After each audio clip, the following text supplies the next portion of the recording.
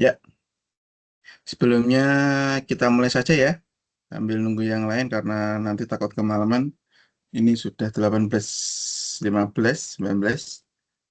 Assalamualaikum warahmatullahi wabarakatuh. Selamat malam mahasiswa-mahasiswi Universitas Terbuka, Fakultas Sains dan Teknologi, Universitas Terbuka.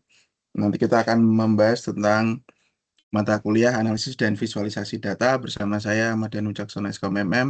Nanti kita akan bahas juga terkait dengan tugasnya ya. Kita kasih tips dan triknya cara menjadi membaca coding ya. Jadi nanti kita santai aja begitu ya.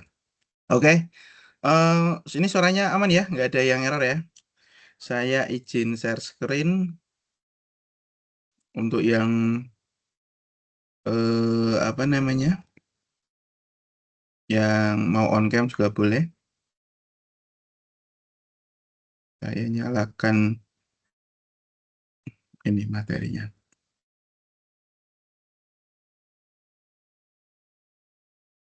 Apakah materinya sudah terlihat dengan jelas? Sudah, Pak. Aman ya? Oke, siap. Ini langsung saja kita mulai. Jadi ada beberapa mahasiswa yang sudah ngirim tugas, terima kasih. Dan ada beberapa juga yang kemarin WA saya, Pak, ini cara ngerjainnya gimana? Oke, nggak apa-apa. Jadi memang di kelas-kelas sebelumnya ya, atau kelas-kelas sesudah ini ya, saya menggunakan nanti ada dua. Yang pertama ada RStudio dan yang satu AirGui. Jadi nanti di awal ini ya, tugasnya itu membuat ada soal gitu ya, suruh mengerjakan. Kemarin ada yang tanya, Pak, apakah harus pakai video ya? Jadi setelah kita sampaikan di kampus, memang tugasnya itu ada kunci jawaban penilaiannya, yaitu menggunakan format PDF ya. Jadi di situ nanti saya kasih tipsnya ya.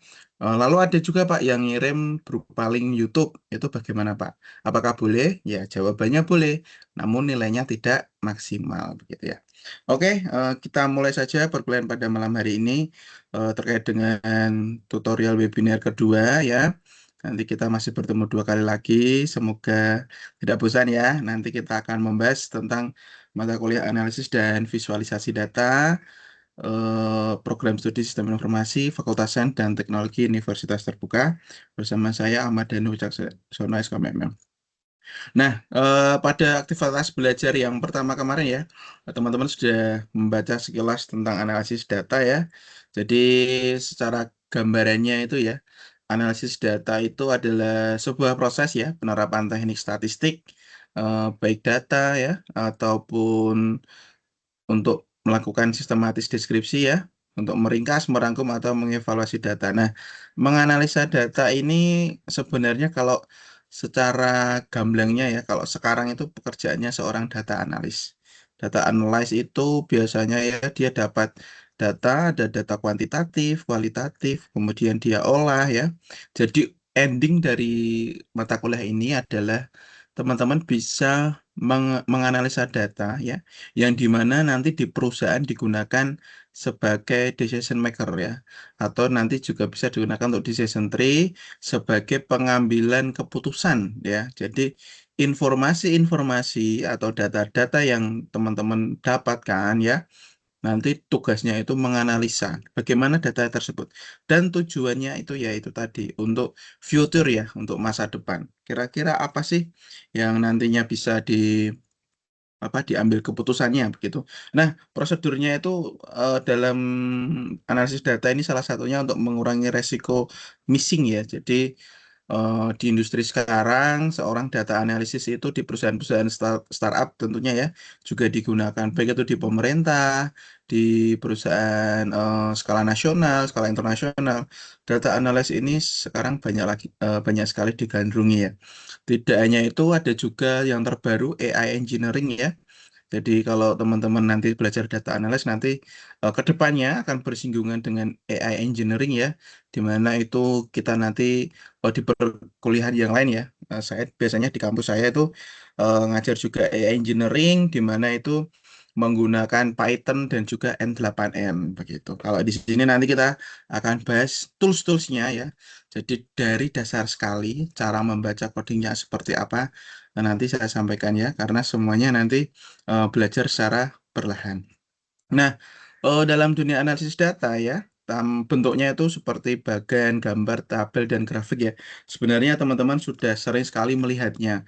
Namun belum tahu kalau itu adalah sebuah data yang ditampilkan seperti itu. Nah, di industri modern sekarang data analis ini berkembang pesat ya Pak. Ada satu, dua, tiga, empat, lima, enam ya. Ada 6 pola ya. Nah, di mana dulu itu ada 3 pola, cuma deskriptif, diagnostik, dan preskriptif. Nah, sekarang itu ada 6 ya. Ada deskriptif, terus ada eksploratory, ada inferensial, ada prediktif, ada diagnostik, dan juga perspektif. Nah, yang pertama adalah analisis deskriptif, teman-teman. Nah, analisis deskriptif ini biasanya kita mencari rata-rata ya, ukuran-ukuran begitu, median, modus, defisiasi standar. Nah, ini adalah salah satu metode analisis deskriptif ya, menganalisa data dengan teknik deskriptif, di mana pengorganisannya atau penyajian datanya ini menggunakan ukuran-ukuran seperti tadi ya, rata-rata, median, modus.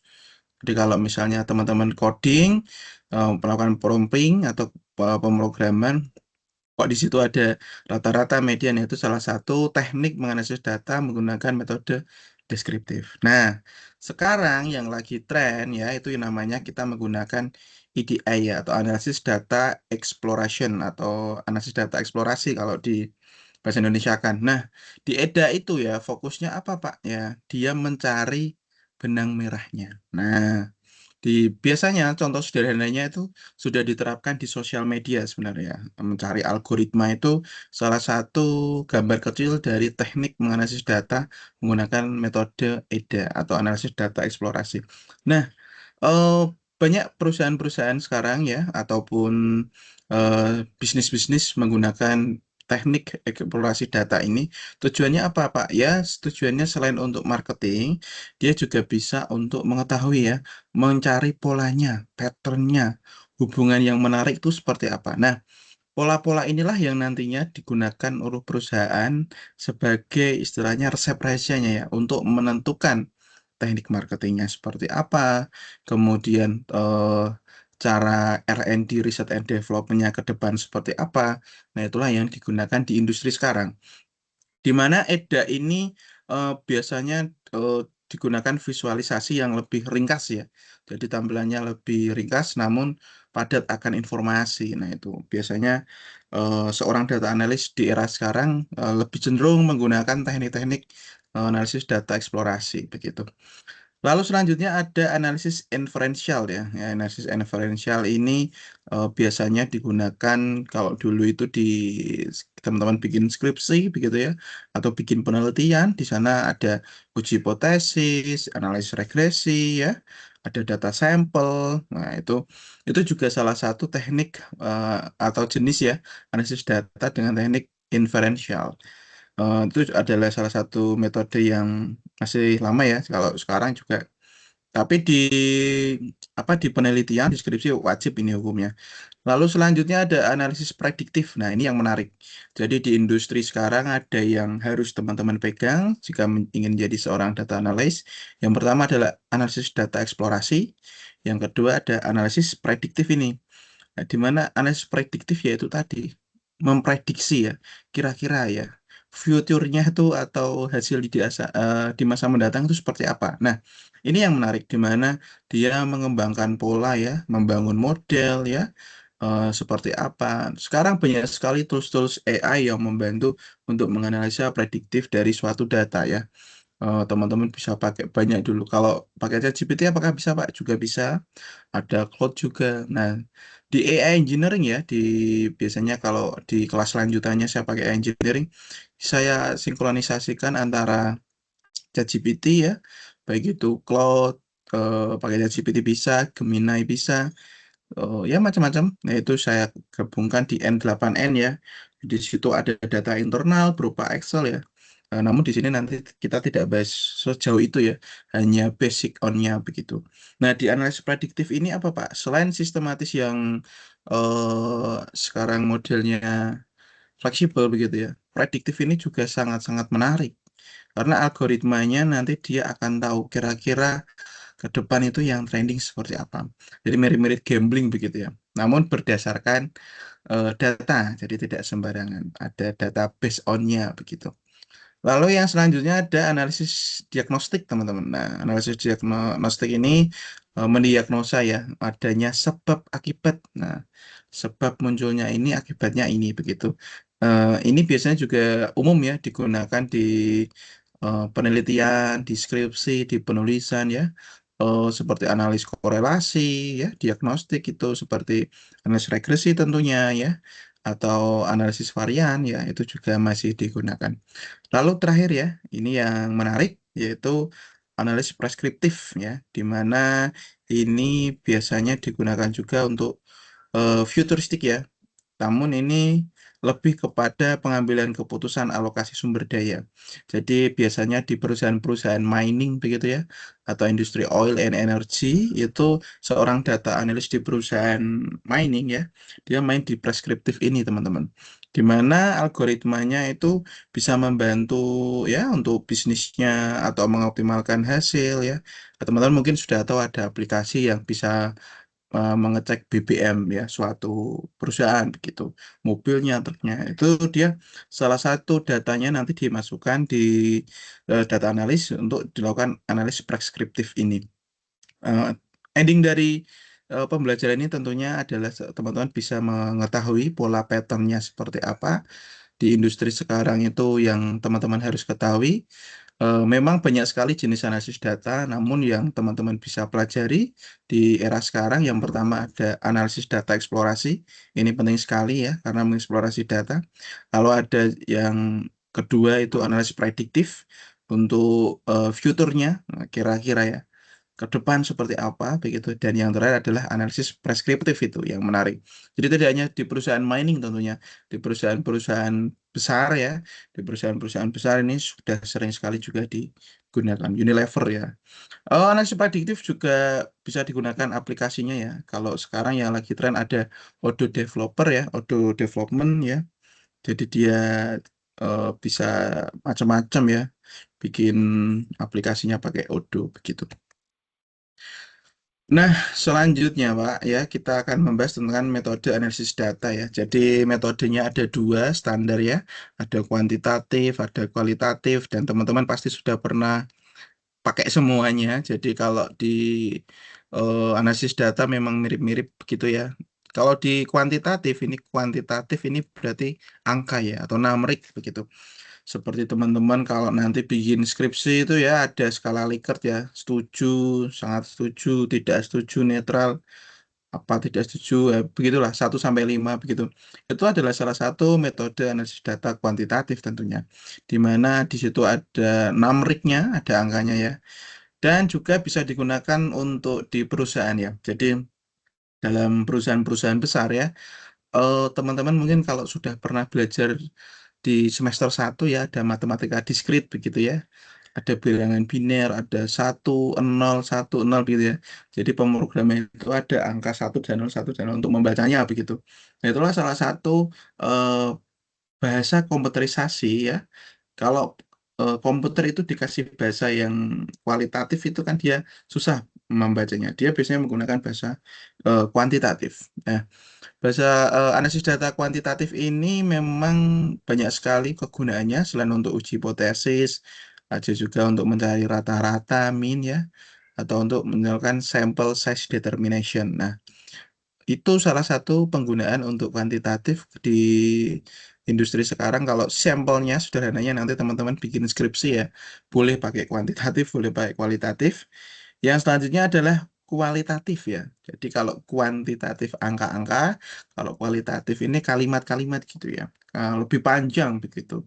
Menjelaskan begitu. Jadi kalau ada mahasiswa nanti yang mau skripsinya pakai kualitatif ya keren sekali ya.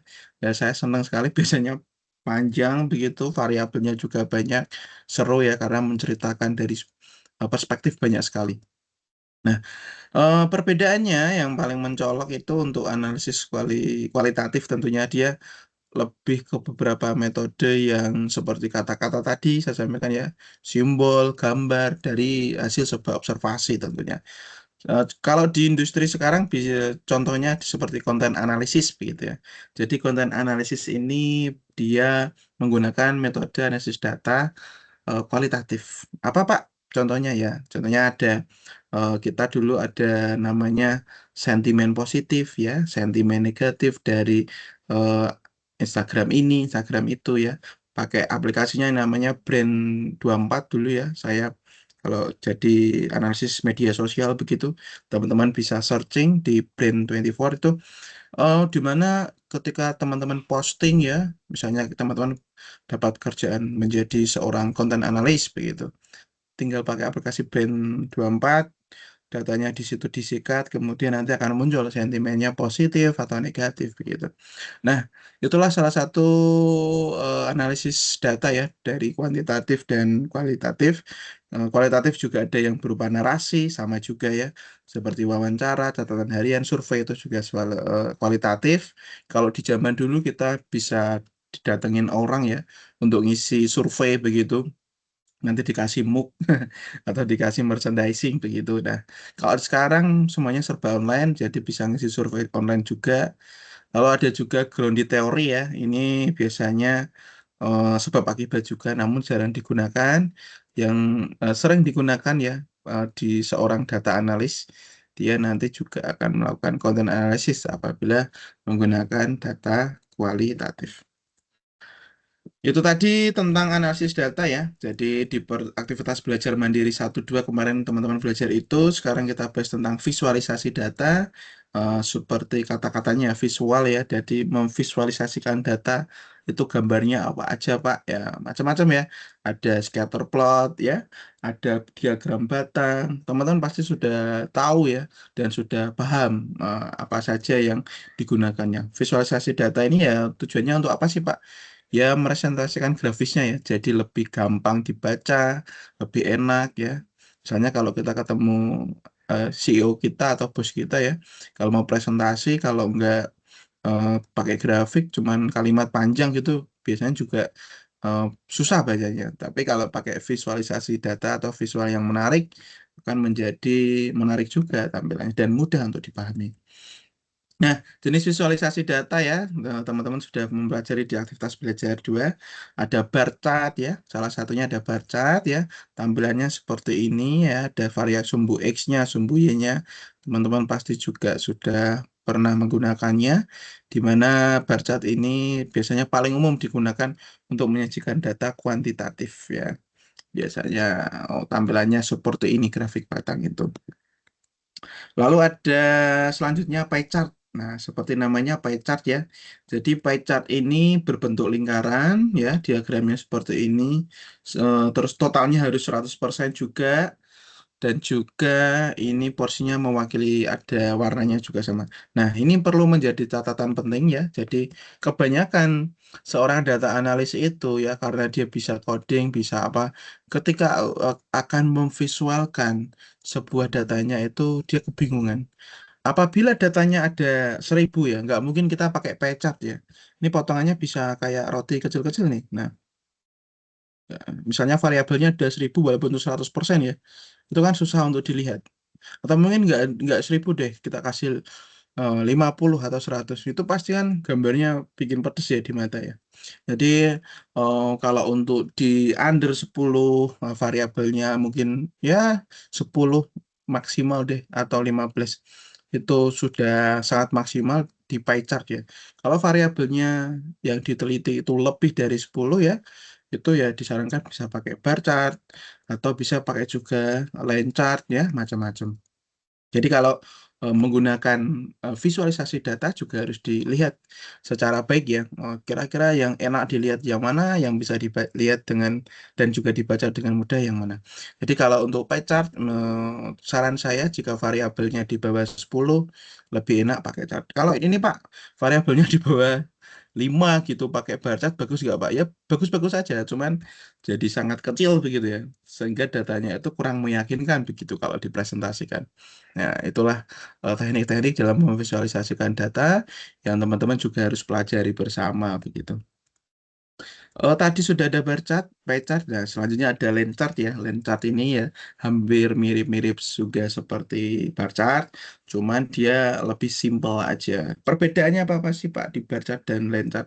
Di bar chart itu eh, biasanya lebih ke data-data yang monthly begitu ya. Bukan hanya monthly ya, lebih eh, pergerakannya tidak secepat begitu. Masih masih sofa-sofa begitu ya. Jadi seperti ini. Tapi kalau Lanchart itu yang RTO-nya real time-nya itu cepat. Contohnya kalau teman-teman main saham ya, di metode tampilan grafiknya kan nggak mungkin dia pakai pie chart ataupun pakai bar chart, mungkin masih sofa-sofa ya sedikit, tapi pasti pakai ini, pakai Lanchart ya. Karena apa ya itu tadi eh, RTO-nya cepat. Nah, di mana sumbu X dan Y-nya hampir sama. Contohnya kita kalau dulu COVID ya, COVID, populasi COVID begitu ya, itu juga pakai tampilannya lendarnya. Lalu selanjutnya ada namanya scatter plot ya, jadi diagram sebar. Diagram sebar ini juga harus diperhatikan juga penggunaannya nggak boleh sembarangan. Diagram sebar ini biasanya contoh sederhananya teman-teman pasti pernah pakai Google Maps ya. Misalnya mau cari coffee shop gitu ya. Coffee shop kekinian, nah, coffee shop terdekat begitu ya. Coffee shop sekitar sini, misalnya di search begitu. Ketika diklik kemudian akan melakukan zoom in ya. Nah, terus merah-merah sini ada coffee shop semua di Google Maps-nya. Nah, itulah dia menggunakan metode scatter plot ya. Jadi memvisualisasikan datanya menggunakan scatter plot. Nah, itu adalah jenis-jenisnya. Kalau ada yang satunya lagi di box plot ya, ini jarang digunakan, tapi juga harus dipelajari dia. Box plot ini bentuknya kotak-kotak begini ya. Biasanya di teman-teman teknik sipil ataupun di engineering yang bersifatnya itu ya pada pakai yang box plot itu. Jadi em, dalam menggunakan jenisnya atau samplingnya yang mau ditampilkan, teman-teman juga harus pelajari kira-kira yang efisien yang mana, yang enak dibaca yang di mana ya. Jadi orang awam itu bisa membacanya dengan enak ya. Silahkan disesuaikan. Jadi ada kategorinya begitu. Oke, selanjutnya ada tools-nya ya. Tadi kita sudah membaca definisinya, terus kira-kira apa yang bisa digunakan begitu ya. Sekarang tools-nya ya, senjatanya ya. Kira-kira tools-nya seperti apa? Nah, jadi tools analisis dan visualisasi data ini teman-teman bisa pakai Excel ya untuk belajar di awal-awal, pakai tabel grafik masih menarik begitu. Itu biasanya untuk data-data internal yang sifatnya nggak sampai ratusan ribu begitu ya. Kalau misalnya teman-teman seorang data analis dan datanya misalnya di Gojek begitu ya, kerja di Gojek, datanya ratusan juta, kalau pakai Excel nanti Excelnya bisa error begitu ya. Ya, em, banyak sheetnya nanti. Nah, contoh sederhananya teman-teman bisa pakai Excel dulu untuk mempelajarinya. Lalu ada Google Data Studio atau Looker Studio juga bisa. Lalu ada juga Tableau ya, ini yang digunakan untuk profesional-profesional. Kalau biasanya di perusahaan-perusahaan asing begitu ya, kalau teman-teman dapat job di Upwork begitu ya, atau di mana? Biasanya saya dapat di LinkedIn juga itu pakainya Tableau. Kalau ada juga Power BI yang dari Microsoft, teman-teman juga bisa pakai di situ untuk mengakses data. Lalu selanjutnya ada Python ya, Python juga ada juga di kalau data analis yang remote begitu juga pakai Python. Jadi ada 3, Tableau, Power BI, dan Python untuk melakukan data science-nya. Nah, nanti yang kita pelajari juga ini ada di beberapa perusahaan ya, yaitu si R ya, atau R bahasa pemrograman R, pakai R, begitu ggplot atau deployer ya, pakai RStudio. Itu tadi ada 4, ada Tableau, Power BI, Python, dan juga R yang teman-teman kalau tertarik di dunia data analis silahkan searching-searching tentang itu ya.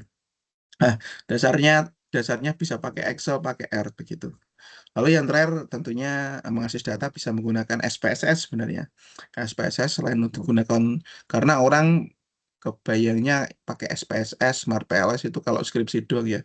Sebenarnya SPSS itu juga bisa digunakan untuk data-data internal yang sifatnya juga hampir seperti Excel. Namun memang outputnya tidak semua orang bisa membacanya. Begitu. Oke, itu tadi tools-toolsnya ya. Jadi dalam industri analisis visualisasi data di kampus kita nanti kita akan belajar dasar dari R ya. Teman-teman pasti sudah menginstal R. Kalau ada kesulitan menginstal R dan R Studio, nanti bisa WA saya atau japri di grup, nanti saya kasihkan tutorialnya. Untuk teman-teman yang pakai Windows, bisa langsung diinstal aja ya. Ada tutorialnya, tapi kalau teman-teman yang pakai Mac, disarankan untuk menginstal beberapa paket ya, ada exportnya dulu. Nah, itu tadi cara menginstalnya kemarin sudah ada tutorialnya dari kampus ya. Kalau memang belum ada nanti bisa kita buatkan. Oke, tampilannya untuk layout RStudio seperti ini ya. Di sini ada apa istilahnya lembar kerjanya begitu. Jadi layout ini sifatnya normatif kesukaan teman-teman ya. Kalau teman-teman ada yang belajar Adobe Illustrator ya. Jadi kanvasnya itu mau dibikin dihilangin atau di model klasik atau ada bar yang dihapus itu nggak apa-apa yang sesuka hati teman-teman, tapi layout standarnya dari CL Studio seperti ini ya. Di samping kiri merah itu ada short editor window ya untuk mengedit, menyimpan script, nah begitu. Nah, ada beberapa mahasiswa kemarin yang WA saya karena di kesulitan ya, dia baru install AirGui, nah tidak apa-apa. Nanti saya akan di pertemuan ini saya akan pakai AirGui dulu karena basicnya. Jadi saya akan kasih tahu cara codingnya yang benar seperti apa. Mungkin kalau di sini ada yang programming sudah nggak masalah ya. Tapi kan ada juga yang belum tahu tuh cara membaca coding. Nah, nanti saya akan pelajarkan di pertemuan ini pakai AirGui dan Notepad++. Baru di pertemuan yang selanjutnya kita pakai RStudio full begitu. Lalu di konsol bawahnya ada menggunakan ini script untuk source editornya begitu. Lalu ini environment, history, connection. Kalau berkoneksi dengan Excel ya di sini begitu ya. Di sini juga ada historicalnya habis buka apa. Kalau mau koneksi dengan SQL juga bisa di sini. Nah, itu tadi tampilan untuk layout CR Studio. Nah, di pertemuan aktivitas belajar yang kelima ya teman-teman itu sudah belajar tentang koefisien keragaman sesuai dengan tugasnya juga ada, saya lihat ada tugas dari kampus tentang koefisien keragaman. Kita juga akan bahas sedikit karena nanti codingnya juga pakai rumus ya. Jadi dasar dari seorang data analis ya atau analisis data itu basic on-nya adalah math atau matematika ya. Jadi matematika itu sebenarnya dasarnya. Kalau ada orang bilang kuliah IT nggak belajar matematika itu kebalik ya, malah matematikanya itu sering dipakai sebenarnya. Nah, di koefisien keragaman ini nanti kita akan mendefinisikannya yaitu untuk ukuran statistik ya, digunakan untuk mengukur tingkat variasi relatif dari suatu dataset. Nah, koefisien keragaman ini bentuknya juga macam-macam, ada yang bentuk persen untuk membandingkan satu variasi dari lebih satu dataset begitu. Em, Selanjutnya adalah tentang rumus. Oke, rumus koefisien keragaman. Nah, ini yang biasanya nanti kita masukkan di codingnya ya.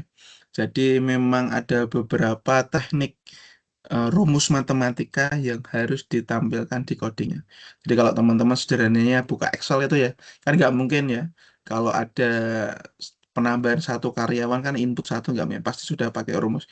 Ada rumusnya kan macam-macam ya, ada sum, average, apalagi ya banyak-banyak ya seperti itu. Nah ini juga sama. Rumus koefisien keragaman ya itu adalah kita singkat aja CV atau KK atau coefficient of variance atau koefisien keragaman sama dengan S itu simpangan baku atau standar deviasi dibagi rata-rata atau min ya X itu dikali 100% karena tadi presentasinya menggunakan persen jadi dikali 100%. Nah ini adalah rumus matematika dari koefisien keragaman ya, yang nanti akan kita jabarkan di codingnya begitu. Eh, Selanjutnya yaitu contohnya ya, ini contohnya misalnya ada dua produk ya, investasi rata-rata memiliki return simpanan baku. Ya misalnya Anda bekerja sebagai seorang data analis di perusahaan eh, seperti OJK begitu, atau di BPR, atau mungkin di investasi apa begitu ya, di mana teman-teman disuruh membuat aplikasi atau disuruh membuat analisis data terkait dengan produk-produk yang ada di kantornya teman-teman. Misalnya di produk A ini adalah saya kategorikan emas begitu ya. Produk A ini rata-rata 10%, simpanan bakunya 2%. Misalnya produk A ini kita anggap saja emas. Terus produk B-nya apa? Misalnya reksadana rata-rata 8%, simpanan baku sini. Nah, terus kemudian dihitung tuh koefisien keragaman sama dengan 2/10 kali 100%. Totalnya 20%. Produk B-nya 4 dibagi 8 dikali 100 sama dengan 50%. Maka dapat disimpulkan bahwa produk A lebih stabil dan berisiko lebih rendah dibanding produk B karena memiliki koefisien keragaman yang lebih kecil. Nah, itu biasanya digunakan untuk pengambilan keputusan sederhana ya. Namun itu contoh sederhananya tadi kita di produk investment. Misalnya bisa juga digunakan untuk penjualan mobil begitu ya. Mobil apa misalnya? Mobil listrik guling seri seri tertentu dan seri tertentu begitu. Produk A dan produk B beda seri begitu. Penjualannya seperti apa, simpan bakunya seperti apa, itu biasanya nanti teman-teman olah, nanti akan muncul data analisnya. Jadi setelah dicek di wilayah tertentu, di wilayah Jakarta misalnya, mobil-mobil listrik dengan bodi yang besar itu ternyata kurang dikagumi. Mereka suka yang city car dan juga lebih hemat listriknya mungkin. Nah, itu bisa juga. Tapi di wilayah tertentu misalnya di Jawa Tengah, orang-orang suka mobil listrik yang bodinya keren, lebih besar begitu. Yang tidak city car, yang lebih modern begitu, tampilannya lebih garang. Mungkin seperti itu juga bisa.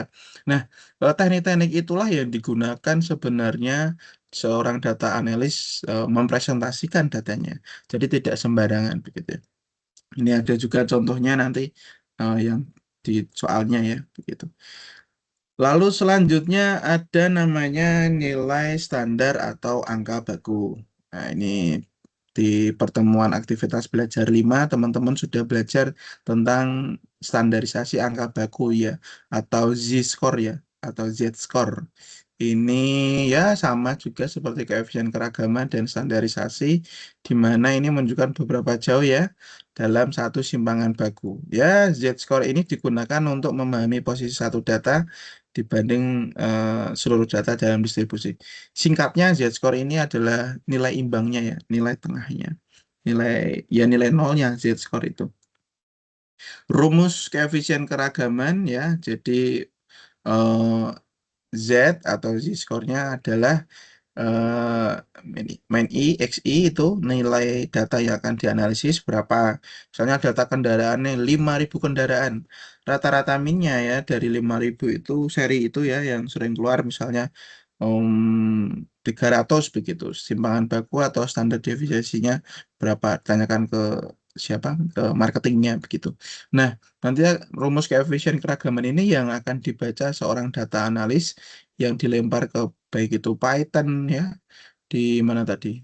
Bisa di RStudio, bisa di Power BI, bisa di Tableau, ya macam-macam. Bisa di Excel pun juga bisa sebenarnya. Cuman kalau datanya ribuan juga agak susah ya. Ini contohnya seperti ini.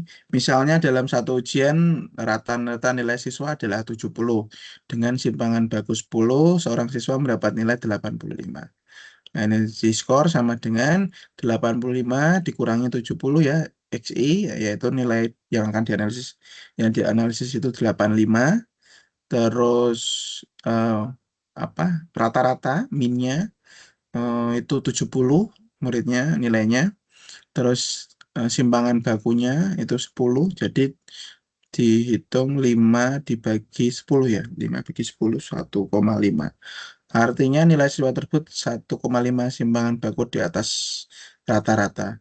Atau dengan kata lain ya, jadi pembahasannya, performanya lebih baik dibandingkan sebagian besar siswa lainnya. Jadi koefisien keragaman itu ya, atau Z-score ini, kalau hasilnya positif, positif nih, ini kan 1,5 positif, berarti dia berada di atas rata-rata. Misalnya penjualan Wuling seri apa begitu ya. Setelah kita hitung, oh di wilayah ini trennya positif tuh. Nah, maka dia eh, menggunakan rumus ini bisa menggunakan hasilnya positif. Tapi apabila nilainya min 1,5 Pak, ya, itu berarti cenderung negatif. Mungkin ada seri tertentu yang harus kita tunjukkan untuk wilayah ini begitu. Jadi kalau marketing sekarang itu juga harus belajar menganalisa data sebenarnya. Jadi nggak sembarangan jualan begitu ya. Lalu ada juga Z, Z-score ya atau nilainya 0 misalnya tepat dengan rata-rata. Tadi rata-ratanya berapa? Rata-ratanya 70 ya. Kemudian hasilnya 0 ya atau 0 protol begitu. Ya berarti imbang begitu. Nah, itu adalah contoh sederhananya jika teman-teman menerapkan rumus matematika ke dalam sebuah coding yang dimana nantinya digunakan perusahaan untuk menentukan langkah karena sentimennya positif atau negatif begitu ya. Misalnya di wilayah tertentu itu orang lebih suka apa namanya motor-motor trail begitu ya, motor trail karena wilayahnya jalannya masih seperti itu misalnya. Di wilayah tertentu lagi orang-orang suka pakai motor matic yang besar, big matic begitu. Nah itu juga menentukan. Jadi perusahaan tidak supply on demand-nya itu rata begitu bukan ya. Jadi tergantung market pasarnya yang sesuai di wilayah tersebut. Nah itu juga bisa diterapkan di bisnis-bisnis teman-teman. Jika teman-teman punya bisnis mungkin coffee shop begitu ya. Coffee shop kekinian. Oh di wilayah sini orang sukanya coffee shop yang take away ya udah bikin aja coffee shopnya take away tempatnya nggak usah besar-besar banget jadi nggak perlu sewa tempat yang besar oh di daerah sini orangnya nggak suka take away sukanya nongkrong jadi cari space yang lebih besar nah itu selain menggunakan metode word of mouth ya atau mulut ke mulut ya sebenarnya ada datanya jadi kalau teman-teman punya data langkahnya juga jauh lebih enak begitu. Contoh lagi ya, sederhananya seperti ini, misalnya ya ini contoh matematika ya, seperti tadi nilainya ada yang 0,5, hasilnya seperti itu. Oke, itu tadi untuk intro ya, gambaran dari perkuliahan ini. Jadi kita di awal tadi sudah belajar tentang analisis data seperti apa, kemudian visualisasi data seperti apa, koefisien keragaman, standar deviasi, dan juga teknik-tekniknya jika diterapkan di industri sekarang. Nah, selanjutnya itu kemarin teman-teman sudah mendapatkan soal ya dari kampus. Kita akan coba melakukan cara apa ya, membaca codingnya ya. Jadi harapan saya teman-teman tidak hanya bisa menjawab dengan benar, tapi paham betul dasar atau basic dari melakukan shortcode-nya. Banyak yang nilainya bagus, tapi tidak tahu cara membaca codingnya. Jadi kalau saya anggap R Studio, R, W, kemudian apa tadi, Python, itu tools alatnya. Tapi basicnya teman-teman harus ada di situ. Minimal paham begitu ya. Jadi tidak harus tapi minimal paham begitu. Tools itu bisa berubah ya. Contoh saya kategorikan dulu kita mau belajar desain itu harus pakai apa dulu ya? Oh, macam-macam ya. Pakai Corel misalnya, pakai Corel, kemudian pakai Illustrator begitu ya. Sekarang sudah ada Canva begitu juga. Kita belajar dulu pemrograman itu pakai Turbo Pascal ya. Kemudian pakai Fox Pro, kemudian pakai Visual Basic ya. Kemudian sekarang sudah naik ada Laravel ya macam-macam ya. Seri berapa begitu. Nah, itu adalah tools. Tapi ketika tools itu berubah, kita punya basic yang baik, kita bisa mengikutinya.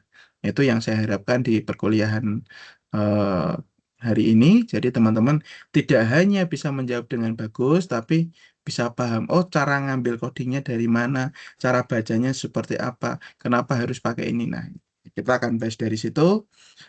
Ini saya sudah siapkan soal ya. Soalnya hampir mirip dengan yang ada di tugas, tapi tidak sama persis ya. Jadi ada perbedaan di soalnya. Nah, ini sudah saya siapkan Excel-nya. Seperti ini ya. Nah, Excel-nya seperti ini. Terus nanti kita akan coba pakai si ini. Saya akan coba pakai RGUI.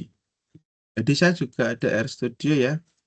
Ini ada RStudio, tapi saya mau coba pakai RGUI. RGUI ini based on basicnya dari sebuah RStudio sebenarnya.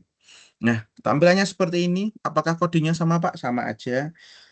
Terus kemudian teman-teman bisa siapkan mau pakai Dreamweaver boleh, mau pakai apa lagi ya? Uh, untuk melakukan coding atau langsung dieksekut juga boleh di sini. Kalau saya, karena kita belajar dari awal untuk pemahaman eh, coret-coretan ya, atau kalau bahasa Jawanya itu orek-orekannya pemrogramer itu kita pakainya Notepad++ ya gitu. Jadi teman-teman bisa download si Notepad++ begitu ya. Nah, di sini kenapa saya pakai Notepad++ ya? Karena Notepad++ ini digunakan untuk bahasa pemrograman macam-macam ya. Jadi di sini ada settingan language-nya ya. Kalau teman-teman pakai pakai Outlook bisa, atau mau pakai bahasa pemrograman apa tadi? Ular ya, atau Python ya, di sini ada PHP, ada PowerShell, ada teman mau pakai HTML. Jadi ada. Jadi memang seorang programming atau data analis kita punya eh, bukunya atau istilahnya itu backupnya. Nah, salah satunya dengan menggunakan Notepad++. Oke, kita akan coba menggunakan tadi RStudio menggunakan bahasa R ya. Jadi kita cari R dari sini. Dan ada Ruby, bahasa Ruby juga ya kalau yang tahu ya. Pakai R begini, diklik aja. Nah, dia nanti sudah beralih ke teknik prompting atau teknik coding di bahasa R begitu. Nah, kita lihat dulu ya. Pertanyaannya apa tadi? Gunakan R untuk menghitung nilai berikut. Cari rata-rata kecepatan mobil. Nah, di pertemuan ini saya menggunakan RGUI dan Notepad++. Nanti di pertemuan to web ketiga baru saya full pakai RStudio. Kenapa saya pakai ini ya, untuk basicnya ya, biar teman-teman tahu cara menjawabnya. Seperti biasa saya selalu mengajarkan mahasiswa-mahasiswi saya mengerjakan coding itu seperti kita ngerjain matematika tadi. Kalau teman-teman masih ingat di SMA, di SMP-nya, kalau udah bikin ini, kita yang kasih tahu yang pertama itu apa? Diketahui dulu ya. Diketahui. Nah, diketahui itu saya kasih pagar. Jadi dalam dunia programming, ketika teman-teman pagar gini, Izin Bapak, ini izin. ya nggak kelihatan, Cek, cek. Izin Bapak. ya. Udah Hmm, kelihatan? Belum bisa mungkin. Sudah bisa oke. Bapak. Notepad plus-plusnya kelihatan nggak? Kelihatan kalau share sudah Pak, sudah. Oke, aman ya, kelihatan ya, aman ya. Iya, aman-aman. Oke, sip. Jadi Iya, kalau aman sudah Pak, aman. di dunia programming ya, saya biasanya ngerjainnya kayak matematika. Kenapa, Pak? Ya biar rapi aja. Jadi kalau ada error code itu saya tahu di mana. Mungkin kalau yang sudah pro bisa langsung panjang gitu ya. Itu juga nggak apa-apa. Tapi kalau saya memang saya suka kasih not gitu biar rapi. Seperti kita ngerjain matematika ya, dikasih diketahui begitu ya. Ini saya kasih pagar karena biar nanti nggak kebaca di codingnya. Nanti dia warnanya muncul hijau-hijau begini ya. Lalu kita coba melihat pengerjaannya. Yang kita cari adalah rata-rata kecepatan mobilnya. Yang diketahui apa tadi? Ini ya, kecepatan dan jarak gitu ya. Di Excel-nya tadi. Nah, ini sudah ada Excel-nya ini. Nah, ini. Silakan dideklarasikan namanya dalam dunia coding ini, mendeklarasikan dulu kan diketahui. Apa yang diketahui, Pak? Deklarasikannya adalah kecepatan. Oke, kecepatan. Oke, kita spasi, kemudian kurung buka strip untuk membuka konsol. Ini adalah shortcut dari si R. Jadi Setelah di kurung buka strip, kita kasih C, kita kasih kurung buka ya. Ini nanti silahkan dikopas begitu ya. Sampai berapa tadi? 50 gitu ya. 50 data, silahkan di copy. Sebentar. Misalnya ini sudah saya kopikan kemarin. Tuh. Misalnya seperti ini ya. Jadi ini datanya itu ada angka 8 ya, seperti eh seperti di sininya ya. Silahkan dirapikan begitu. Warnanya nanti menjadi orange-orange begini ya. 8,8 karena ini kan datanya kita untuk pembelajaran dulu ya, dan juga di tugasnya itu ada. Jangan lupa kalau sudah dikasih kurung buka ini dan juga kurung tutup, ini warnanya sama-sama merah, jadi artinya sudah terkunci begitu ya. Itu deklarasi yang pertama, yaitu kecepatan. Lalu deklarasi yang kedua apa tadi soalnya? Jarak ya, yang diketahui itu jarak.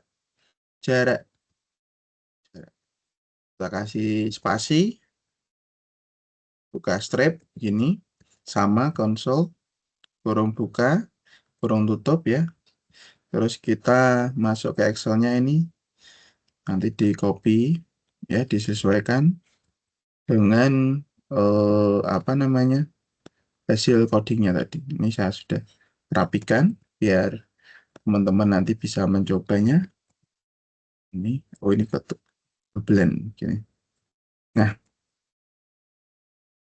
kita mencari diketahuinya dulu. Yang dideklarasikan apa sama apa. Ya kecepatan sama jarak ya. Seperti di tugasnya itu yang diketahui cuman kecepatan dan jarak ya. Nah, kemudian baru gunakan R untuk menghitung nilai berikut. Nah, kita baru masuk ke apa namanya cara menjawabnya. Kita kasih ya. Jawab dan apa tadi? Soalnya 1A. 1A ya. Yang ditanyakan adalah rata-rata kecepatan dari sebuah mobil. Rata-rata kan di presentasi saya sudah saya kasih tahu ya, rata-rata itu min ya. Mean. Di mana tadi? Rata-rata. Pokoknya di sini ada rumus. Nanti presentasinya saya kirimkan juga PPT-nya. Jadi teman-teman bisa membacanya. Kita deklarasikan dulu ya. Yang kita adalah rata underscore kecepatan misalnya. Ini pun sebenarnya boleh ya, karena deklarasi itu nggak harus panjang. Misalnya teman-teman karena sudah jago, apal banget kecepatan dikasih KCPTN, ya itu boleh. Tapi kalau saya memang saya tulis lengkap biar untuk pembelajaran, biar paham. Jadi kita deklarasikan dulu rata kecepatan ya, kurung buka strap, lalu kita panggil apa tadi yang ditanyakan rata-rata. Rata-rata itu rumusnya min ya, mean. Di codingnya R itu juga mean.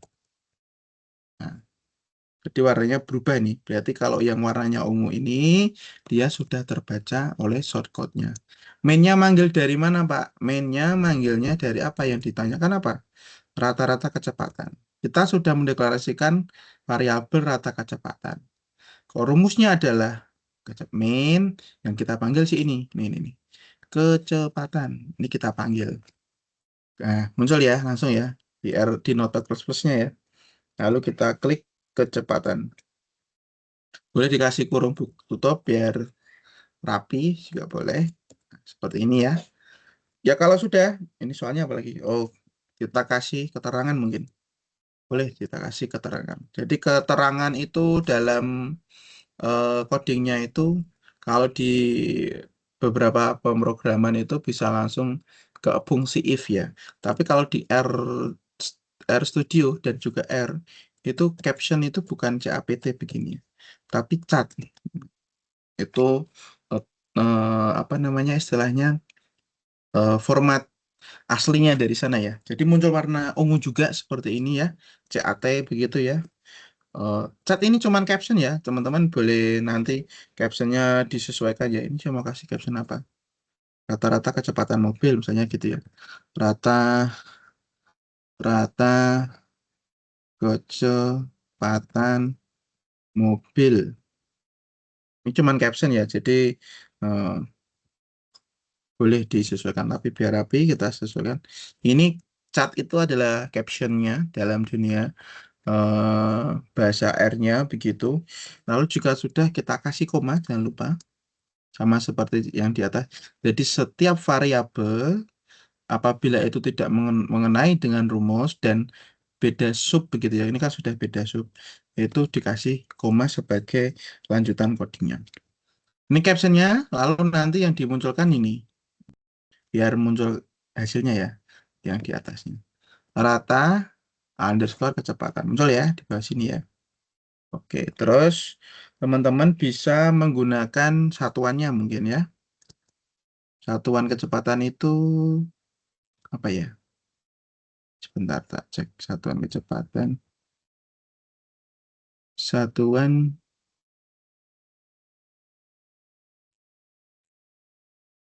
kilometer per jam ya. Oke, kita masuk kilometer per jam. Bahasa Inggrisnya jam horse ya. Nah, ini cuman caption ya. Boleh nanti disesuaikan seperti apa. Kemudian kita kasih titik. Nah, untuk bahasa pemrograman R ini ya, untuk mengakhiri ending itu tidak titik koma ya. Jadi teman-teman menggunakan metode backslash n. Nah, ini untuk mengakhiri shortcode-nya. Baru kita kasih karena ini tadi ada petik 2 ini juga kita kasih petik 2. Jangan lupa ini ada pagernya. eh, Bukan pagar apa namanya, kurung buka kurung tutup. Nah, sudah sama ya. Inilah coding yang digunakan untuk mengerjakan soal nomor 1A. Tuh, kita kopikan saja ya, untuk nomor 1. Kemudian kita cari argwenya mana tadi. Nah, ini ya, kita pastekan. Paste langsung aja, kontrol copy, kontrol paste, kemudian di enter. Nah, muncul ya, rata-rata kecepatan mobil adalah 31 km per jam. Nah, cara menjawabnya, mana tadi wordnya? Sebentar, tak bukain Word. Cara menjawabnya, kemarin ada banyak mahasiswa yang Pak boleh pakai video, Pak boleh pakai video. Sebenarnya boleh ya, tapi aturan dari kampus ada penilaiannya ternyata. Jadi saya sudah tanya di kelas lain, desain lain itu cara menjawabnya ada tekniknya. Jadi soal yang nomor 1A ya, misalnya ini namanya siapa gitu ya, terus kelas dari kampus mana, terus apa dosennya siapa gitu misalnya ya. Nah, teman-teman cara menjawab adalah 1A misalnya begitu ya. Nah, ini di sini harus dijelaskan cara codingnya itu tadi seperti apa. Misalnya kalau di RStudio ya nanti kan muncul source-nya. Ini langsung di eh, print screen ya atau di screenshot gitu. Nah, shortcode-nya baru jawabannya. Rata-rata kecepatan mobil adalah 31 menit. Rata-rata, jadi harus ada ininya, harus ada istilahnya description-nya. Ada yang ngirim cuman link video. Apakah boleh Pak? Ya boleh aja. Tapi nilainya ternyata masih kurang maksimal. Jadi ada poin-poin penilaian. Rata-rata kecepatan mobil ini adalah berapa? 31 km per jam. Misalnya begitu ya.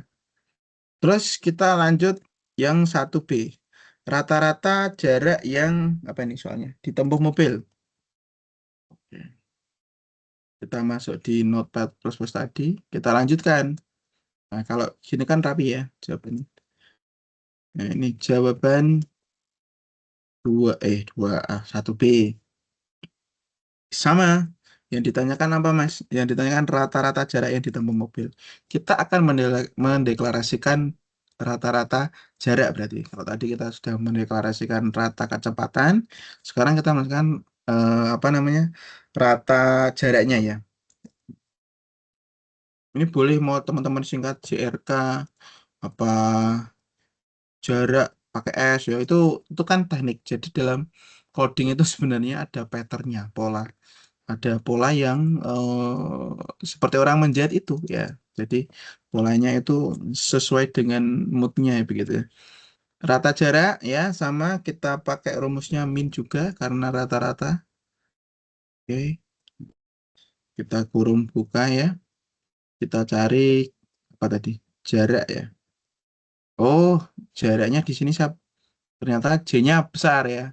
Oh, jadi perlu diingat huruf besar kecil itu pengaruh ya. Nah, ini. Oh, ini. Kok jarak? Jarak. Ini ya. Jadi di awal saya kecepatan K-nya kecil tapi J-nya besar. Jadi ini disesuaikan ya. Kalau ini J-nya kecil gini, ya kita coba ya nanti perbedaannya. Kalau kita coba J-nya kecil wes, apakah nanti kebaca codingnya ya? Kita coba dulu. Lalu selanjutnya kita coba cari captionnya. Captionnya apa tadi soalnya? Sebentar. Rata-rata jarak unit mobil. Oke, rata rata jarak yang ditempuh mobil adalah itu ya misalnya ya. Kalau kita panggil rata underscore jarak ya, yang atasnya ini ya. Hmm. Satuannya kalau jarak itu apa? Tak cari di Mbah Google. Satuan jarak. Jarak meter. Meter persegi ya. Berarti kita bisa pakai meter. Meter per jam mungkin ya. Karena ini ada kaitannya dengan kecepatan. Sama seperti biasa di pemrograman R. Bukan titik koma tapi backslash N. Baru kita kasih tahu. Kita coba. Apa codingnya berhasil? Harusnya gagal ya. Karena J-nya di sini saya pakai J besar, ini J kecil. Apakah itu jalan? Kalau jalan ya, kita coba dulu. Enter. Error ya. Object not found karena rata jaraknya. Yaitu serunya di dunia itu ya. Ini tadi karena saya kepencet J-nya besar, jadi ini dia nggak manggil tuh. Karena deklarasi awalnya kan di atas ya. J-nya besar, Mas. Oke, kita coba. J-nya besar, kita eksekusi. Masuk di RGUI atau di RStudio, paste. Nah, muncul ya. Nah, itu rata-rata jarak yang ditempuh mobil adalah 42,28 meter. Nah, itu tadi salah satu anu ya, bukan anu cuman nggak sengaja jadi J-nya itu tadi J-nya besar ya. Jadi kalau deklarasi di awal memang harus dilihat saya biasanya itu di huruf awalnya besar semua ya. Seperti ini. Jadi kalau ada error teman-teman bisa lihat mungkin apa ada huruf besar kecilnya karena ini deklarasi ya. Jadi kalau tadi misalnya rata KCPTN gitu. Ya di sini manggilnya bukan rata kecepatan, rata KCPTN gitu. Karena manggil di atasnya atau yang dideklarasikan di awal begitu. Oke, itu jawaban 1B. Teman-teman bisa di screenshot gitu ya. Dimasukkan di Word-nya 1B itu. Terus dikasih keterangan jarak apa tadi? Rata-rata nih. Rata jarak yang ditempuh mobil adalah ya gitu ya. Apa gitu. Nah, itu tadi teknik menjawabnya. Lalu selanjutnya adalah standar deviasi jarak. Nah, yang dipertanyakan adalah standar deviasi. Tadi Pak Danu sudah nerangin standar deviasi. Di mana tadi rumusnya ya? Kita cek. Jadi standar deviasi itu juga ada rumusnya ya. Bentar. SD standar deviasi. Nah ini nih. Ini rumusnya ya. Z sama dengan XI kali X bagi simpangan baku ya atau SD. Ya ini pakainya berarti rumus Z-score untuk mengerjakan nomor 1C. Gimana Pak cara masukkan rumus dalam coding ya? Gampang sekali ya. Nanti kita coba. Kita kasih pagar lagi. Ini kalau tipe aja kurang N ini jawaban. Nggak apa-apa. Nggak error. Karena apa? Sudah tak kasih pagar. Jadi ini ibaratnya cuman label kalau di codingnya. Jawaban apa tadi? 1C gitu ya. Yang ditanyakan adalah apa tadi soalnya standar deviasi. Oh, jawaban 1C. Eh, standar deviasi gitu ya. Standar. Oh, efisiensi apa tadi jarak yang ditempuh mobil gitu ya. Ini cuman caption ya, biar saya tahu rumus, masukin rumus di situ terus di enter. Standar deviasi kalau di R juga kita deklarasikan dulu, singkat aja. Kalau karena kalau kalimat-kalimat yang seperti ini ya agak jelimet istilahnya, ada triki-trikinya itu saya singkat kalau saya. Jadi SD sama dengan standar deviasi jarak ya. Nah, deklarasi awal. Jadi J-nya kecil nggak apa-apa. Jadi kalau saya tulis standar spasi deviasi jarak terlalu panjang ya. Jadi saya kasih SD underscore jarak. Ini J-nya kecil. Kalau kita panggil ya, kurung buka strip, eh, rumus standar deviasi itu SD sama tetap. Kalau di coding di R kita ketik, nah muncul ya. Jadi rumusnya muncul sendiri. Ada min, ada SD, singkatan juga. Ini warnanya jadi ungu gitu. Kemudian kita apa tadi tuh soalnya standar deviasi jarak yang ditempuh. Jarak yang ditempuh mobil berarti yang dicarikan jaraknya. Jaraknya yang dideklarasi di awal tadi Pak, J-nya besar. Oke. Dikurung buka, J besar ya. Oke, kurung tutup. Nah, ini untuk manggil soal jawaban nomor 1C begitu. Lalu kita kasih caption sama ya apa tadi kok rata-rata standar devi.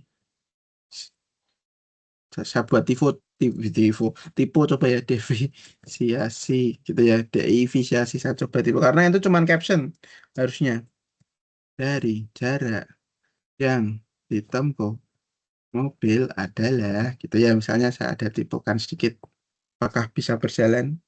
Jadi kalau eh, seorang data analis dan coding itu kalau tipe kita malah menarik ya. Sebentar kita panggil apa tadi eh kok rata jarak atasnya ini loh. Nah, standar deviasi jarak. Nah, ini ya, kita panggil SD underscore jarak ini. Sip. J-nya kecil ya, Pak. Oke, J-nya kecil. Ini yang J besar ngambil dari atas ini, gitu ya.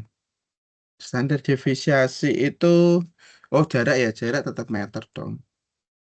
Ini captionnya bisa kasih meter gitu ya, nggak M gitu ya. Meter doang gitu coba. Karena ini sebenarnya fungsinya cuma caption. N untuk mengakhiri. Nah, jadi ini di sini ada ada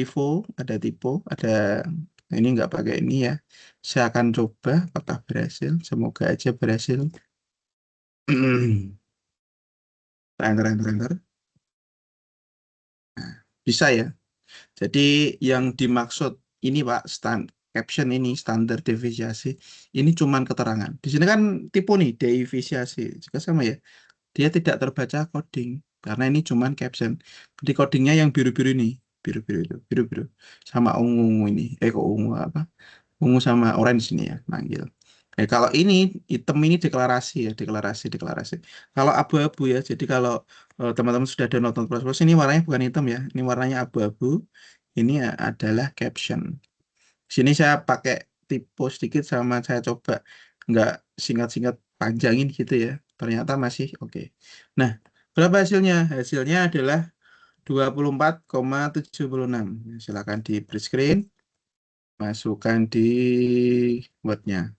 1C. Itu ya. Terus kasih keterangan. Standar deviasi dari apa tadi? Jarak yang ditempuh mobil adalah itu ya. Nah, itu cara menjawab soal nomor 1 A, B, C. Selanjutnya adalah menjawab nomor 2 A, B, C, D. Oke, ini juga gampang sekali. Kita cara mengerjakannya yaitu teman-teman menggunakan scatter plot. Nah, scatter plot yang saya terangkan tadi, yang kayak apa? Google Map itu loh ya, yang kalau kita nyari kayak gini nih. Nah, jadi outputnya ini ya. Oke, kita coba. Nah, di R GUI dan R Studio sama aja. Teman-teman tinggal masukkan untuk mendeklarasikan si apa tadi? Scatter plot. Kita kasih label dulu jawaban 2A. Gini ya. Jawaban 2A yang ditanyakan adalah scatter plot. Nah, di codingnya R itu langsung muncul plot shortcode-nya. Warnanya jadi warna ungu gitu ya. Plot begitu. Terus kemudian kita kasih kurung buka. Yang dicari adalah scatter plot dari kecepatan dan jarak. Oke, kecepatan dan jarak. Berarti kita panggil nih kecepatan, kecepatan. Yang ini ya, yang di atas ini ya. Oke, koma ya. Apa satunya tadi? Satunya adalah jarak. Jarak J-nya yang besar nih. Kita panggil jarak J besar. Oke. Kemudian em, karena ini nanti codingnya panjang ya, bisa sampai sini. Nanti teman-teman susah bacanya. Saya turunkan di sub bawahnya ya. Jadi tidak langsung saya kurung tutup begini, tapi akan saya kasih koma untuk disubkan ke bawahnya. Nanti di R-nya kebaca kok. Nah, nanti saya kasih perbedaan. Kenapa kok coding di Notepad++ toh, Pak?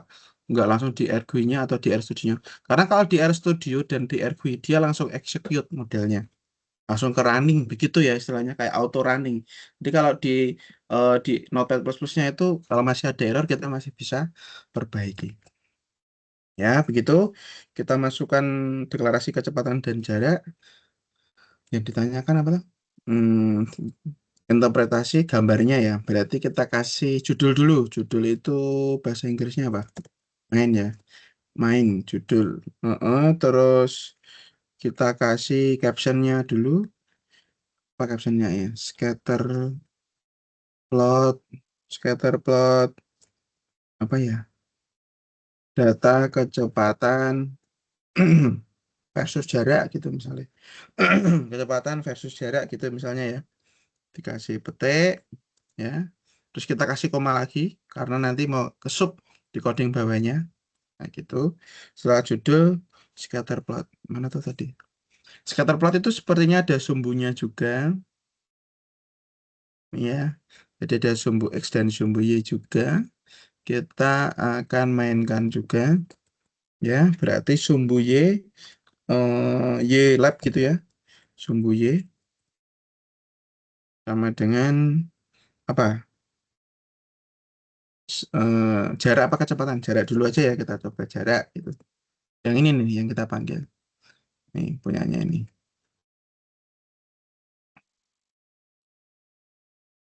Jarak itu ya, satuannya adalah meter.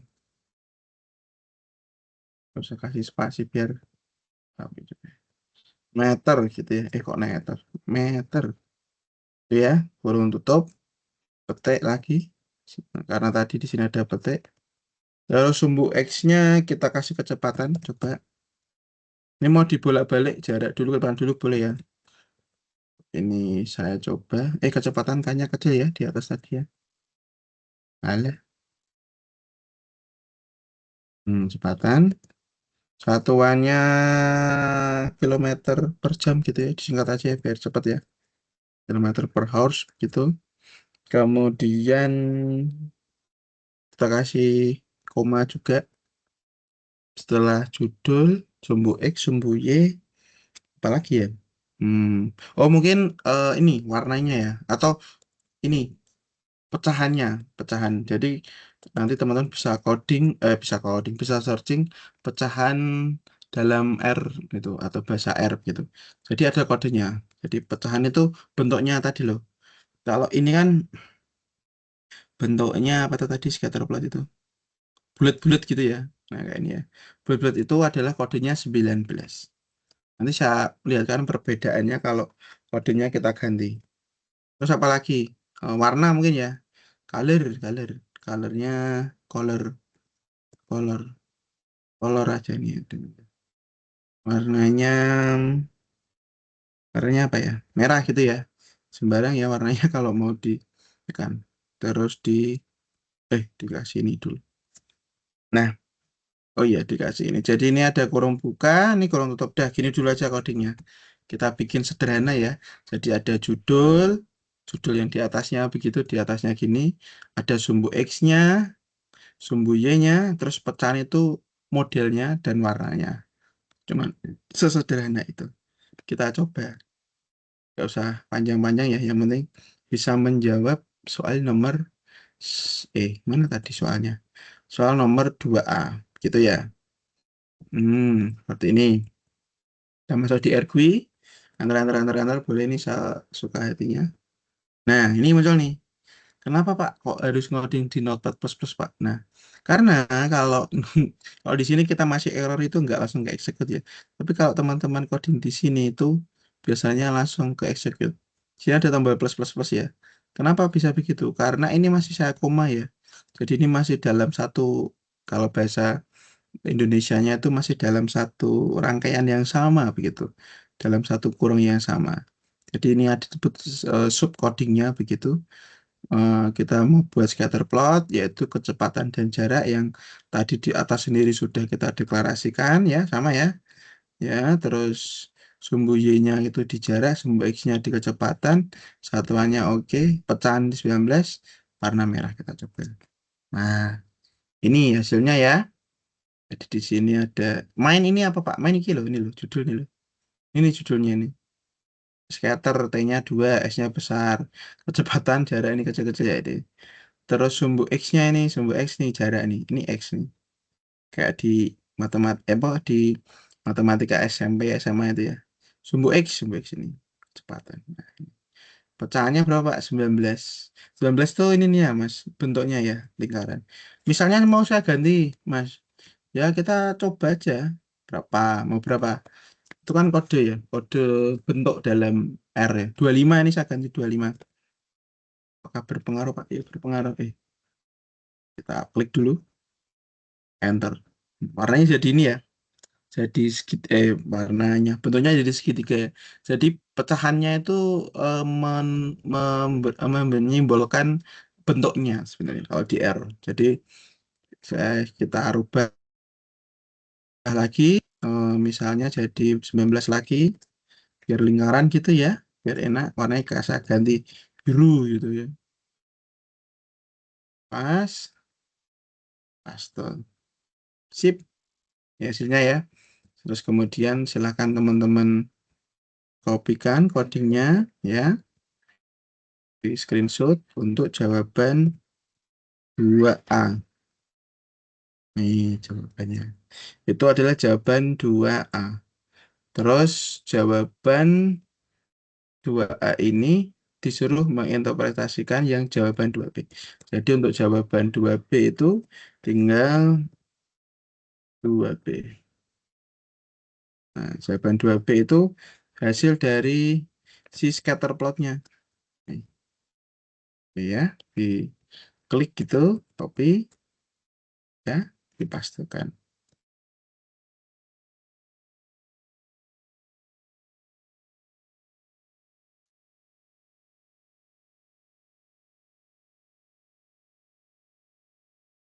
Record aman ya.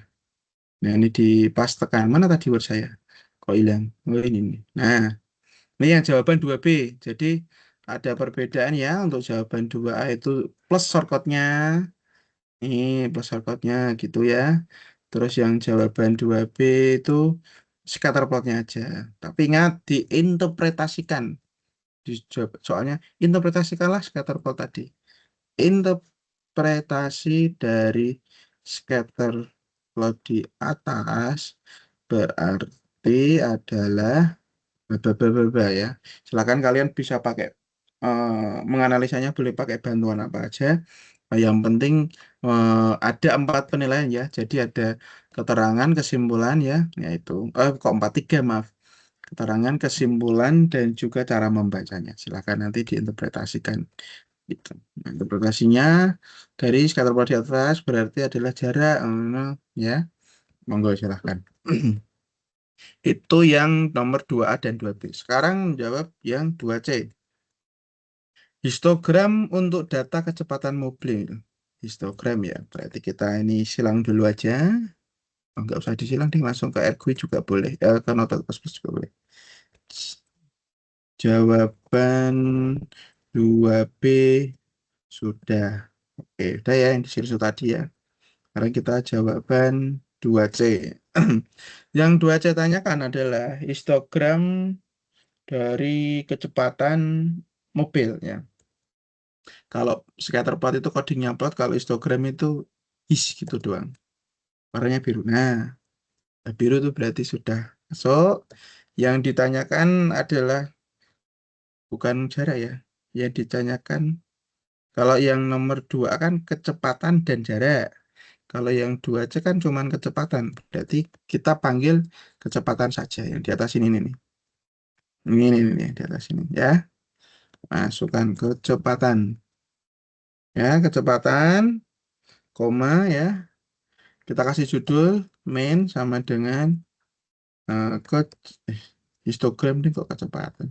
Ini judulnya histogram kecepatan mobil adalah kecepatan mobil gitu aja ya. Ini captionnya atau judulnya. Kemudian kita kasih sumbu X-nya dulu ya. X dulu boleh, Y dulu boleh silakan. Tadi kita coba Y dulu, sekarang kita coba X dulu ya. Apakah nanti berpengaruh di codingnya?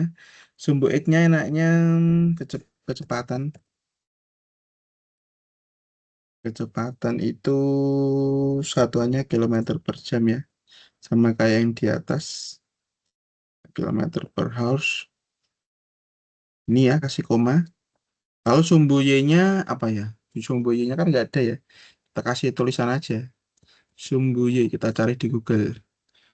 Sumbu Y, histogram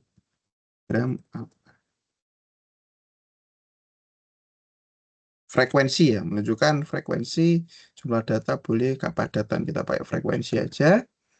Berarti sumbu Y-nya karena nggak kita deklarasikan nggak apa-apa. Kita kasih caption aja. Frekuensi gitu ya. Kita kasih koma gitu. Sumbu X dan sumbu Y-nya sudah, judulnya sudah. Apa lagi? Langsung warna aja ya, nggak usah kasih pecahan karena kalau histogram itu bentuknya kayak bar chart gitu ya. Kita kasih warna apa? Warnanya kayak yang hijau gitu ya misalnya. Hijau gitu. Oke, terus kita kasih list karena histogram itu modelnya dempet-dempet gitu ya. Dempet-dempet kalau nggak salah. Nah, kayak gini-gini nih lah. Ini kan bentuknya kan harus ada item-itemnya gitu ya. Kita kasih item-itemnya. Itu tuh apa ya namanya? Codingnya ya. Border mungkin ya. Oh ya, border.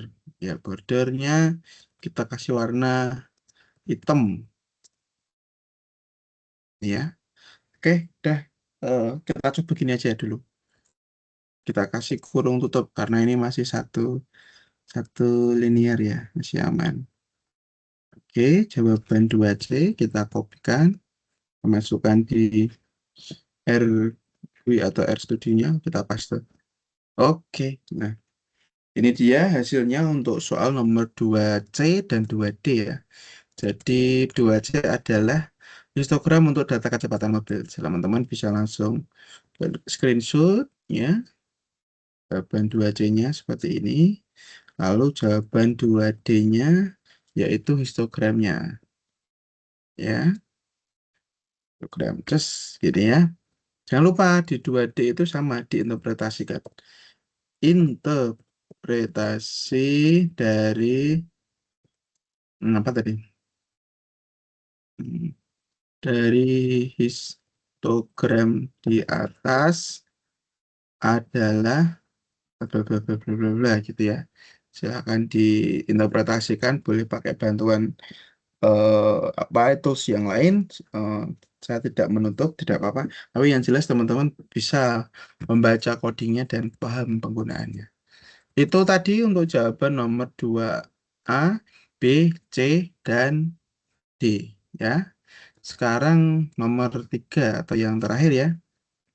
Jawaban nomor 3. Tiga itu tiga apa, Be? Oh, cuman satu ya soalnya ya. Thomas memperoleh nilai 85. Oke. Jadi soalnya cuman satu, yaitu mencari koefisien keragaman. Ya, koefisien keragaman itu kan tadi sudah apa namanya? Sudah saya mana tadi soalnya ini ya. Sudah saya sampaikan di presentasi saya ya, mana koefisien keragaman. Jadi di materi nanti akan saya share juga nih ya, ini rumusnya nih ya. Koefisien keragaman ya sama dengan standar simpangan baku ya atau SD boleh nanti pakai SD boleh pakai S simpangan baku dibagi min ya atau rata-rata dikali 100%. Berarti nanti rumus ini kita masukkan ke dalam coding gitu ya kira-kira kita langsung eksekusi aja untuk jawaban. Oh, ini sudah benar. Oke, kita kasih pagar dulu jawaban 2D sudah oke. Sudah kita screenshot tadi ya. Sekarang kita mengerjakan jawaban nomor 3. Nomor 3 lu. Nomor 3 guys, terakhir gitu ya. Wah, caption aja nggak apa-apa. Mana tadi soalnya? Ini ya rumusnya ya, nanti kita masukkan. Mana tadi soalnya? Soalnya mana? Ini ya. Thomas memperoleh nilai 85 untuk ujian matematika dengan rata-rata kelas 80 dan standar deviasi 10. Lalu satunya ujian bahasa Inggris Thomas 85, rata-rata kelasnya 80, standar deviasinya 8. Hitunglah koefisien keragaman ujian Thomas. Oh, berarti disuruh mencari koefisien keragaman nilai Thomas yang matematika dan bahasa Inggris. Gitu ya. Kita mendeklarasikan dulu si apa namanya nilainya Thomas begitu. Sama seperti biasa. Yang pertama kita tekan adalah rata-rata ya atau min kita kasih rata ya. Deklarasi itu kan boleh ya. Pakai RT boleh saya pakai rata. Matematika karena tulisannya agak banyak saya bikin sikat kalau kebanyakan. Rata suka matematika gitu ya, MTK gitu ya. Kurang buka strip begini. Berapa tadi nilai matematika Mas Thomas ini? 85. Oke, ya. Kemudian ini kita kasih keterangan dulu biar aman. Data ujian matematika Thomas gitu ya. Rata skor matematika MTK gitu. Kurung buka strip 85. Oke, sip ya. Lalu apa lagi yang diketahui matematika? Matematika standar deviasinya 10 Pak. Oke. Standar deviasi seperti yang di atas nih ya. Kita singkat SD gitu ya. Standar deviasi matematika. Belum buka strip. Berapa tadi? 10. Nah, sip. Baru yang dikatakan adalah koefisien, yang ditanyakan adalah koefisien keragaman untuk matematika. Koefisien keragaman untuk matematika. Kita sikat rumusnya ya. CV sama dengan simpangan baku atau standar deviasi dibagi min dikali 100%. Berarti rumusnya adalah coba kita CV. Kalau ini kita panjangkan ya, biar ada perbedaan, biar nanti saya nggak salah manggil. Mm-mm. Yang kita panggil CV underscore matematika adalah S-nya dulu. Standar deviasi underscore ini ya. Yang ini kita panggil dari sini ke sini. Underscore matematika ya. Terus dibagi rata-rata minnya. Rata underscore matematika. Ini ya. Terus kurung tutup. Di kurung buka kurung tutupnya hilang. Ini biar rumusnya nanti kebaca. Nah, ini rumusnya. Terus dikali 100%. Kali 100 gitu. Kali itu bintang di kalau di matematika. Nah, muncul angkanya ya, warnanya jadi oranye. Nah, sebentar. Gini, oke. Kemudian kita kasih caption. Captionnya adalah koefisien keragaman untuk nilai matematika Mas Thomas itu adalah, nah ini ya, ini captionnya ya, sama seperti yang di atas atas tadi, kita kasih koma, lalu kita panggil ini si yang sudah dideklarasikan tadi, codingnya, codingnya isinya apa? Ya, CV, kalau matematika muncul ya, enter saja, kemudian kita kasih koma, terus karena ini tadi 100% ya, berarti satuannya persen, kita kasih persen. Nih, persen ya. Terus kita akhiri codingnya backslash n, tutup. Oke, itu ya, itu untuk yang matematika dulu kita coba. Kita matematika dulu ya. Kita coba matematika yang Mas Thomas. Mas Thomas ini nilainya. Oke, ini ya. Jadi nilai matematikanya Mas Thomas itu adalah 11,7467. Nah, ini silahkan dilanjutkan dulu. Pertanyaannya masih itu baru matematika ya, kan ada bahasa Inggrisnya ya. Nah, hitunglah koefisien keragaman untuk nilai ujian matematika dan bahasa Inggris. Oh ini yang matematika sudah ketemu nilainya, ini baru yang bahasa Inggris. Sama ya caranya ya. Teman-teman tinggal lanjutkan codingnya, ini yang untuk bahasa Inggris berarti rata underscore bahasa Inggrisnya kita singkat Bing gitu aja ya. Kalau bisa dalam singkatan jangan dikasih titik ya. Karena kalau di coding itu titik, titik koma itu juga terbaca begitu. Jadi deklarasikan huruf kalimat saja begitu. Rata Bing gitu misalnya. Rata bahasa Inggrisnya berapa, Pak? Rata bahasa Inggrisnya itu 85 juga. Jadi nilainya bagus ya Mas Thomas ini ya. Kemudian standar deviasi Bing ya kita deklarasikan. Standar deviasi bahasa Inggrisnya berapa di sini? Ini. Standar deviasinya 8 ya. Nah, deviasinya 8. Lalu kita deklarasikan koefisien Inggris gitu aja ya, biar nggak panjang ya. Koefisien Inggris begitu. Berbuka strip, kita panggil codingnya standar deviasi underscore bahasa Inggris dibagi rata underscore bahasa Inggris. Ini ya, kurung tutup dikali 100. Sama ya, codingnya sama. Baru kita kasih caption, koefisien keragaman. Ini untuk nilai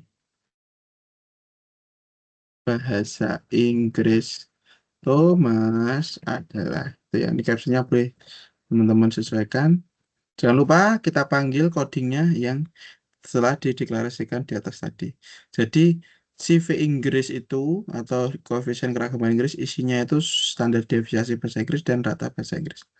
Sama seperti ini ya, kita panggil CV underscore Inggris. Nah, karena di sini CV underscore Inggris itu ya. Koma, satuannya sama ya, persen ya. Persen gini. Terus kalau di R kita akhirnya bukan titik koma tapi backslash N. Nah, ini kita pastekan ini ya, kita coba enter. Nah, itu tadi untuk jawaban nomor, bentar, soalnya nomor berapa tadi? Nomor 3 ya. Iya. Mm-mm. Oke, nah itu silahkan teman-teman screenshot seperti ini, kemudian ditaruh di sini. Paste. Nah, muncul ya shortcutnya. Jangan lupa dikasih interpretasi. Eh, hasil dari koefisien keragaman nilai matematika Thomas adalah apa tadi, 11,76, dan hasil dari nilai koefisien keragaman Thomas, koefisien keragaman bahasa Inggris. Thomas adalah berapa tadi? 9,41 ya. Nah, jadi cara menjawabnya seperti itu biar nilainya maksimal. Jadi, om, apakah boleh pakai video, Pak? Boleh. Silakan kalau mau dikasih video, silakan di akhir sini. Nah, bisa dilihat video saya, Pak. Di sini ya. Linknya misalnya, link video. Boleh. Tapi tetap harus ada struktural jawabannya ini ya. Shortcode-nya dan lain sebagainya ya. Karena dulu itu sempat ada mahasiswa yang bikin video tapi videonya potongan dari kelas lain begitu ya. Jadi kita kan bisa melihat shortcut-nya, kemudian teknik menjawabnya itu kan bahasanya kelihatan. Jadi kalau ini kan terlihat memang cara menjawabnya sebenarnya di aturannya dari kampus seperti ini. Tuh, jadi itu tadi untuk jawaban nomor 1A ya, B, jangan lupa dikasih caption C, terus 2A, 2, 2B seperti ini, 2C codingnya, 2D kasih interpretasi, nomor 3 juga dikasih keterangan. Ingat jawabannya ini yang ditugas tidak sama dengan ini ya, karena di latihan soal yang saya berikan ini berbeda begitu. Jadi latihan soal yang saya berikan ini tuh sudah saya edit Excel-nya begitu, dan juga sudah saya edit eh, apa namanya isinya begitu. Jadi hasilnya mungkin eh, berbeda dengan yang ditugaskan teman-teman. Nah, silakan dikerjakan dengan baik dan benar. Semoga teman-teman paham dengan apa yang saya sampaikan. Teman-teman bisa belajar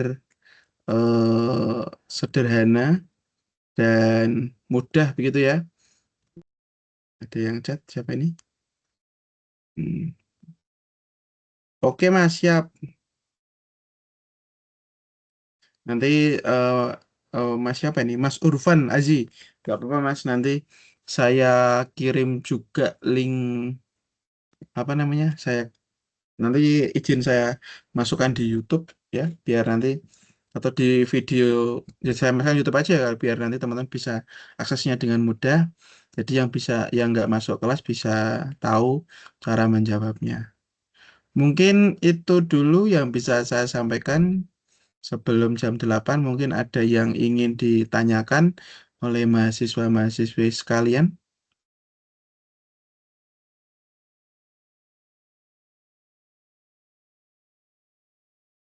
Ada yang ingin ditanyakan?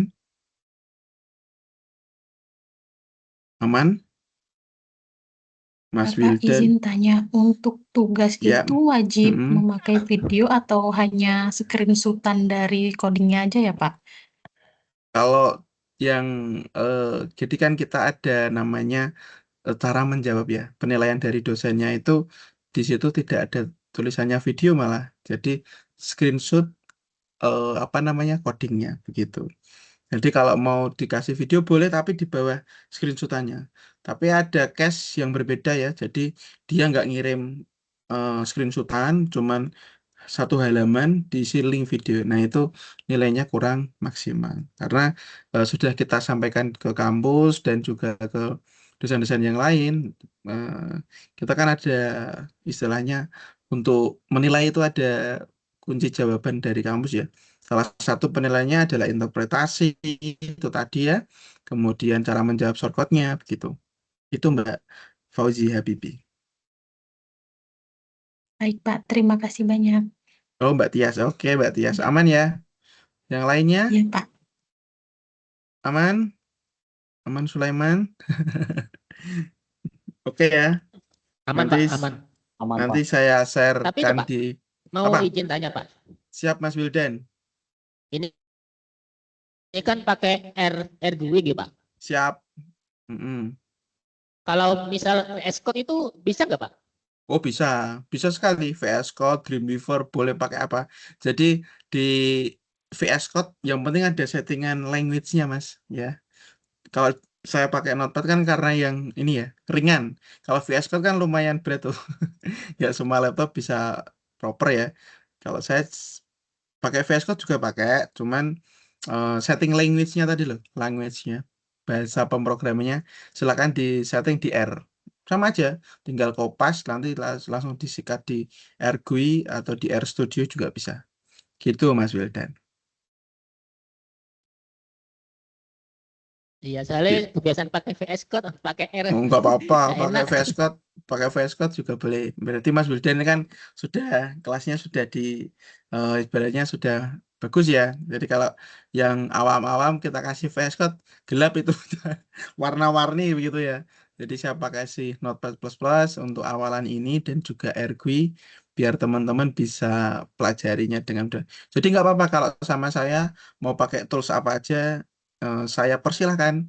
Saya tetap melihat tekniknya membuat coding, kemudian teknik menjawabnya, tentunya begitu ya. Jadi tools itu memudahkan kesukaannya teman-teman, silakan. Boleh mau yang pakai RStudio langsung dieksekut juga boleh. Boleh yang mau pakai Dreamweaver boleh, pakai Notepad++ boleh ya. Tapi untuk awal ini memang saya beri kemudahan biar yang awam bisa ikut. Baru di itu web ketiga nanti saya full pakai RStudio gitu. Gitu Mas Wildan.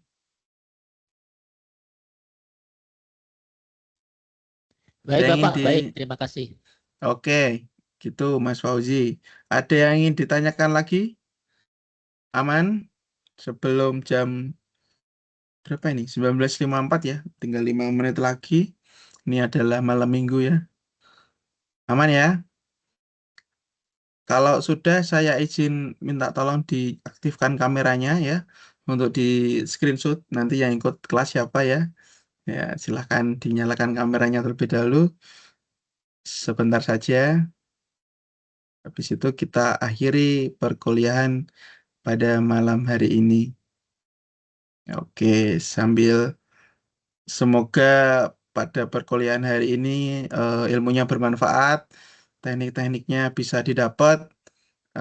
Saya kasih quote sedikit ya, jadi silakan belajar di industri IT ini banyak banget ya.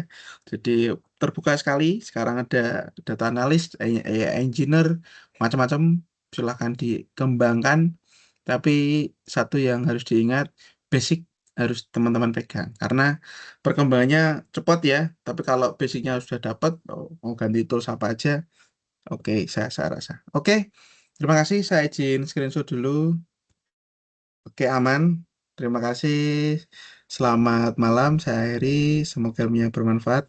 Wassalamualaikum warahmatullahi wabarakatuh. Selamat malam. Waalaikumsalam warahmatullahi wabarakatuh. Terima kasih, Ya, Pak. Terima kasih siap, sehat Bapak. selalu. Waalaikumsalam Ya, warahmatullahi sehat selalu. wabarakatuh. Sehat selalu. Saya izin live ya.